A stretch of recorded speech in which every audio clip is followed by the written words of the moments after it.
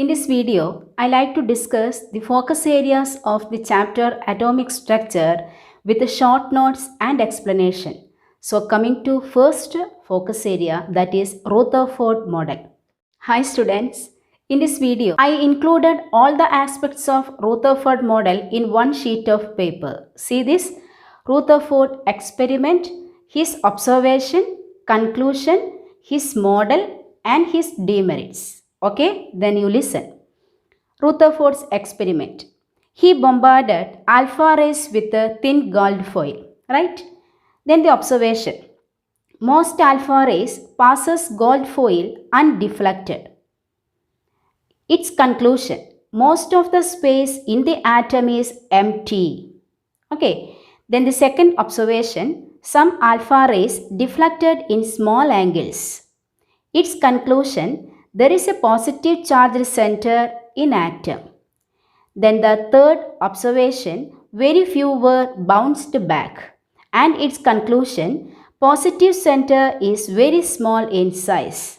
I think you understood the points. Then coming to his model. His model is otherwise known as planetary model. Okay, the postulates of Rutherford models are, first one, positive charge is concentrated at the center and this small region is called the nucleus. Then the second postulate, nucleus surrounded by electrons revolving in orbits. And the third postulate is electrons and nucleus held together by attraction. Okay, then the demerits of his model. He failed to explain stability of atom. And the second demerit is he cannot explain line spectrum of hydrogen. So these are the first focus area. Next focus area is particle nature of electromagnetic radiation. Here we have to study Planck's quantum theory and photoelectric effects. This also I included in a single sheet. Listen here about Planck's quantum theory. The first postulate is energy absorbed or emitted discontinuously. Second postulate is E is equal to h nu. And the third postulate is E is equal to nh nu. Or you can say energy is quantized. What is n? N equal to 1, 2, 3, etc. That is whole numbers. And h is Planck's constant, that is 6.626 into 10 raised to minus 34 joules second. And what is nu? Nu is frequency. Frequency is equal to c by lambda. What is c? Velocity of light. 3 into 10 raised to 8 meter per second. And what is lambda? Wavelength. Now coming to photoelectric effect. What is photoelectric effect? When radiations of suitable frequency falls on certain metals, electrons are ejected from it. This phenomena is known by the name photoelectric effect. Then laws of photoelectric effect or properties of photoelectric effect. First one, there is a threshold frequency, that is minimum frequency. Then only electrons can eject it. Then second postulate is h nu, that is energy. You know energy is equal to h nu. This h nu is equal to threshold energy plus kinetic energy. Then the third postulate is this kinetic energy of ejected electron is directly proportional to frequency of radiation. Then the fourth one, number of electrons ejected is directly proportional to intensity of light. Then the fifth postulate is there is no time lag between the falling of radiation and the ejection of electrons. These are the laws or the properties of photoelectric effect or photoelectric emission. From this, we got one equation, that is kinetic energy is equal to h nu minus h nu 0 from this. Then h into nu minus nu 0. This is the formula to find kinetic energy of the ejected electron, right? So these are the second focus area of the atomic structure. Dear students, our next focus area is line spectrum of hydrogen. The different line spectrums are Lyman, Balmer, Paschen, Brackett and Funt. And there N1 is, for Lyman it's 1, for Balmer it is 2, for Paschen 3, Brackett 4 and Funt 5. Then N2 is greater than 1, 2, 3, 4 etc. For Balmer N2 greater than 2, 3, 4, 5 etc. For Paschen N2 is greater than 3, that is 4, 5, 6 etc. And for Brackett N2 is greater than 4, that is 5, 6, 7 etc. And for Funt N2 is greater than 5 and that is 6, 7 etc. Now the region is Lyman, you can see in the ultraviolet region. In the case of Balmer, it is the visible region that we can see the radiation. In the case of Paschen, it is infrared. Brackett also infrared and Funt series also infrared. And how this line spectrum will arise? You just see the picture. When the electron from the ground state, that is n equal to 1, jump to 2, 3, 4, 5, 6, 7 etc. by absorbing energy. And after some time, for stability, it will come back to the ground state. It will come back from 2, 3, 4, 5, 6, 7 etc. And it falls on the first level, it is Lyman series. Okay, then what is Balmer series? From the highest energy state, that is 3, 4, 5 etc. When all the electron from 3, 4, 5, 6 etc. jump to second energy level, it is Balmer series. Then Paschen series, when the electrons from the highest level, that is from 4, 5, 6, 7 etc. jump to third level, third energy, it is Paschen series. Now the electron from higher level, that is from 5, 6, 7 etc. when jump to n equal to 4, it is Brackett series. Now when the electron jump from 6, 7, 8, that is higher level, to n equal to 5, that is Funt series. This is the picturization of line spectrum of hydrogen. From this, the only one series that we can see by our naked eye is Balmer series. Okay.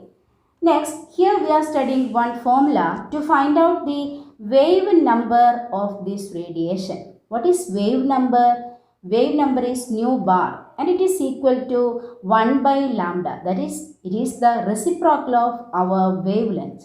The equation is RH into 1 by n1 square minus 1 by n2 square. Then what is this RH? It is called Rydberg constant and the value is 109677 centimeter inverse. And dear students, from this equation it is very clear that n2 is always greater than n1. Okay, then for Balmer series, what will be the value of n1 and n2? For Balmer series, n1 is equal to 2 and n2 equal to greater than 2. Correct? Here, we are coming to the third focus area, that is Bohr model. Here comes Bohr model, its merits and demerits. Here also, I included all the three topics in a single sheet. Listen here about Bohr model. First one. Electrons revolve around the nucleus in circular paths called orbits. These are numbered as 1, 2, 3, 4, etc. or by the letters K, L, M, N, etc. In the second postulate, as long as an electron remains in the same orbit, it will not absorb or emit energy. It will absorb or emit energy only when it jumps from one orbit to another. Okay. So when it jumps from one orbit to another, it has to absorb or emit energy. Then the energy difference, delta E, is equal to E2 minus E1. That is H nu. We know delta E is equal to H nu. H nu equal to delta E. Therefore, nu is equal to delta E by H. This equation is known as Bohr's frequency rule. And the fourth postulate is, angular momentum is quantized. Otherwise, you can write this equation. mvr is equal to nh by 2 pi. N is equal to 1, 2, 3, etc. and h is equal to Planck's constant. Clear? Next, we move on its merits. It could explain stability. It could explain line spectrum of hydrogen. And Bohr contributed to find an equation of the energy of electron, that is En is equal to negative 2.18 into 10 raised to minus 18 into z square by n square. Here z is equal to atomic number and n equal to number of shell 1, 2, 3, etc. And the fourth one, he contributed an equation to find out radius of orbit. Rn is equal to a0 n square by z. Here also z is the atomic number, n equal to number of shells. A0 is a constant, that is 52.9 picometer. For the first shell, then what is the radius?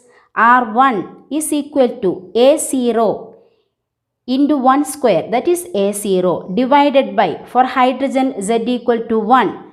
Now we will get R1 is equal to A0. This is known as Bohr radius. Then the value of Bohr radius is 52.9 picometer. Okay students, if the question is like this, mention about the merits of Bohr model. No need to write the equation for energy and radius. You can write like this only. He gave an equation to find the energy of electron and he gave an equation to find the radius of orbit. That's all. No need to write these equations while mentioning its merits in your exam question. Correct. Next, coming to demerits. He couldn't find line spectrum of multi-electron atom. Second one, he couldn't explain Zeeman and Stark effect. The third one, he couldn't explain the shape of molecules. And the fourth one, the orbit proposed by Bohr is invalid. These are the Bohr model merits and demerits. Okay. Next, coming to the fifth focus area, that is dual behavior. Dual behavior means matter property and wave property. The famous equation is de Broglie's equation. That is de Broglie wavelength lambda is equal to h by mv. What is this de Broglie? De Broglie wavelength. H by mv. Here it is very clear that wavelength and mass and velocity are inversely related. Okay. Next focus area is Heisenberg's uncertainty principle. The principle is, it is impossible to determine both position and momentum of a moving microscopic object like electron accurately and simultaneously. And the equation is delta x into delta p greater or equal to h by 4 pi. Delta x is uncertainty regarding position and delta p uncertainty regarding momentum. H Planck's constant. Momentum we can write as product of mass and velocity. Mass has no change. So delta applied only for v. That is here delta x into m delta v greater or equal to h by 4 pi. For solving problems, you can apply the equation like this. Delta x into delta p or delta x into m delta v equal to h by 4 pi. It is applicable to solving problems. Next, coming to the significance of Heisenberg's uncertainty principle.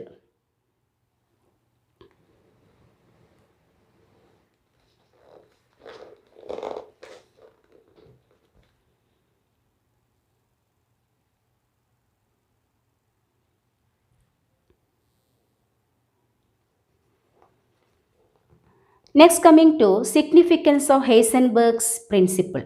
First one, it rules out orbits. Then the second one, probability is a consequence of Heisenberg's principle. And the third one, Heisenberg's principle is applicable only in the case of microscopic objects.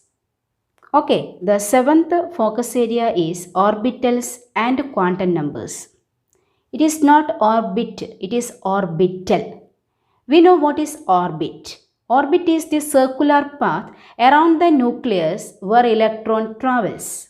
But this is orbital. Orbital is three-dimensional space around the nucleus, that is three-dimensional, but orbit is two-dimensional around the nucleus where the probability of finding electron is maximum. Clear? Now coming to quantum numbers. Mainly there are four quantum numbers. They are principal, azimuthal, magnetic and spin. Principal quantum number denoted by n, while azimuthal by L, magnetic by M and spin by S. Principal quantum number refers size, energy and main shell, while azimuthal about shape and subshell, while magnetic quantum number refers splitting of atomic orbitals, that is orientation, while spin quantum number refers clockwise and anti-clockwise movement of electron. See, in the case of principal quantum number, n equal to 1 means it is k main shell. Okay, and n equal to 2 means L, n equal to 3 M, n equal to 4 N, etc. That means the principal quantum number n value starts from 1. Clear? Then about azimuthal. Azimuthal quantum number value can be found from principal quantum number value. That is, L can calculate using the formula 0 to n minus 1. L equal to 0 means it is S subshell. L equal to 1 means P. L equal to 2 means D, like that. That means L value starts from 0. Clear? Then magnetic quantum number. That is information about orientation. M can be calculated using the formula negative L to positive L including 0. L equal to 0 means only one value, that is M equal to 0. L equal to 1 means M can have possible values negative 1, 0, positive 1. L equal to 2 means it is D subshell and you know it has 5 orientation. Which are the 5 orientation? That is M equal to negative 2, negative 1, 0, positive 1 and positive 2. I think it is very clear. Then spin quantum number value is 2. Two values are there, positive 1 by 2 and negative 1 by 2. Next focus area is filling of orbitals. Actually, filling of orbitals is based on three main rules. They are Aufbau principle, Pauli's exclusion principle and Hund's rule. So first coming to Aufbau principle, it states that electrons fill according to increase in energy values. That means lowest energy levels filled first. We can find this by using this trick. You will get 1s, 2s, 2p, 3s, 3p, 4s, 3d, 4p, 5s, 4d, etc. is the correct order. I think this you studied in the high school section itself. Okay, next coming to the second rule, that is Pauli's exclusion principle. It states that no two electrons in the same atom or same orbital can have all the four quantum numbers same. Then coming to the third rule, that is Hund's rule of maximum multiplicity. It states that pairing of electron occurs only after all the suborbitals are singly occupied. See this P4 configuration? You know P has three suborbitals, Px, Py and Pz. Now I gave the electron like this, 2, 2 each, and the third suborbital is blank. It is not correct. It is wrong method. What we have to do for P4 configuration? First we have to fill all the three suborbitals singly. We have to give one electron each like this. And after singly occupied only pairing will take place. 1, 2, 3, then the fourth one here. Clear? This is Hund's rule of maximum multiplicity. Our next focus area is stability of completely filled and half-filled subshells. We know that compared to other atomic orbitals, always completely and half-filled subshells are more stable. What is the reason? First one, it is due to more symmetry of half-filled and completely filled atomic orbitals. And the second reason is more exchange energy. Okay, examples.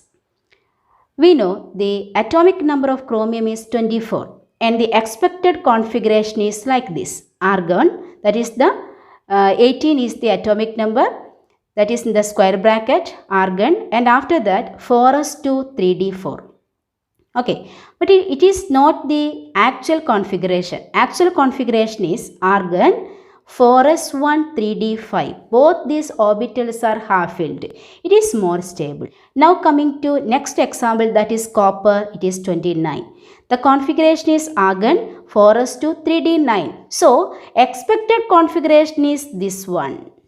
But actual configuration is this one due to the stability of half-filled and completely filled atomic orbitals. Now we are going to familiarize some of the important equations in this chapter which help you to solve problems. E is equal to h nu. H equal to Planck's constant. Its value is 6.627 into 10 raised to minus 34 joule second. Nu is frequency. You can calculate nu by using the equation c by lambda. C is equal to velocity of light, that is 3 into 10 raised to 8 meter per second. Lambda is the wavelength.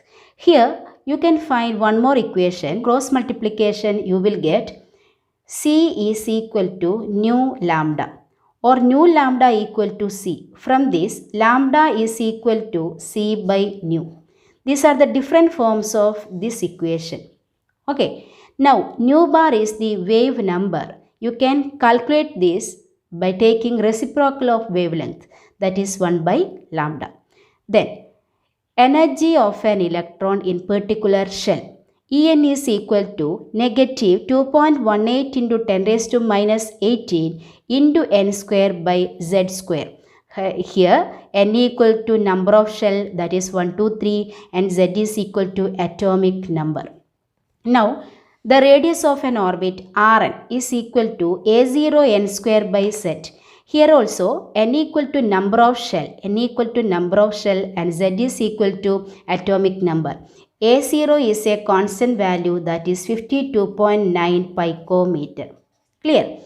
Now you can find the wave number of each line in the line spectrum, that is nu bar equal to RH into 1 by n1 square minus 1 by n2 square, where n2 greater than n1. The value of RH is 109677 centimeter inverse, and the RH is known as Rydberg constant. Clear? Now de Broglie equation, lambda equal to h by mv. mv is momentum. Now kinetic energy is equal to h into nu minus nu zero. What is nu? Frequency. What is nu zero? It is threshold frequency. Now from Heisenberg's uncertainty principle, delta x into delta p is equal to h by 4 pi. So these are the equations that helps you to solve problems in the chapter atomic structure. So dear students, all the best for your coming exam. Thank you.